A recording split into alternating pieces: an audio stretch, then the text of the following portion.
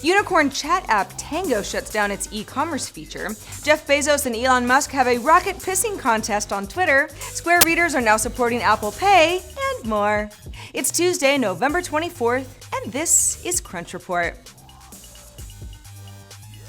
Tango, the mobile messaging app that hit $1 billion valuation, aka a unicorn, when Alibaba invested $280 million in it early last year, is now pulling back on an e-commerce effort and laying off around 9% of its staff. It's about 30 employees. The commerce feature was linked to Alibaba and Walmart inventory and launched back in May for US users. But the company now tells TechCrunch that Tango Shop, as it was known, closed down last month after the initiative just didn't pan out. People didn't want to use it, I guess. Tango now still has 270 staff across its US office and a smaller presence in Beijing, China. Back in May when Tango Shop launched, the company claimed 300 million registered users, but isn't updating that number on this most recent news, which probably means user growth isn't very good. Tango is somewhat of a chat veteran though, first coming onto the scene as a mobile video calling service back in 2009. Remember that?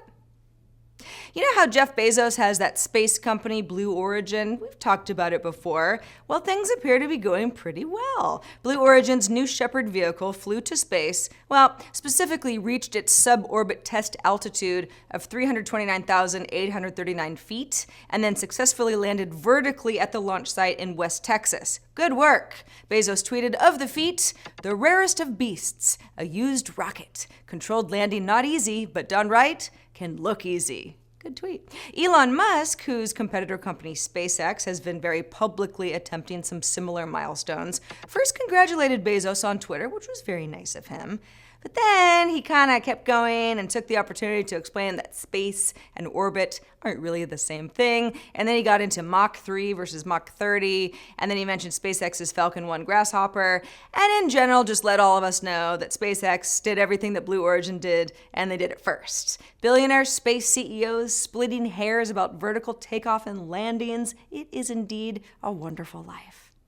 Newly public payments company Square has announced that its new wireless card reader is now available to pre-order on its website for $49 for shipment in early 2016. Now, the big new feature is support for Apple Pay, plus an NFC chip and a tokenization system for a variety of secure contactless payments. Now, if you can't pay with your phone for some reason, the new reader's design also has a slot for chip cards too, which should make Square adoption in Europe a lot more attractive because they use chip cards over there. Being that it's wireless, a small built-in battery inside is rechargeable with a standard micro USB port. Now, Square says that 100 retailers are already using the new reader, which is a very small rollout, but I say any Apple Pay expansion is a good one. I love not bringing my wallet out with me. Speaking of, sources cited by a new Dow Jones report claim that Apple plans to have Apple Pay live in China by February of 2016, which is not even 3 months from now. Oh my God, it's coming up fast. China is Apple's big cash cow these days. Revenue jumped 99% year over year to reach $12.51 billion in the company's most recent quarter. They love China.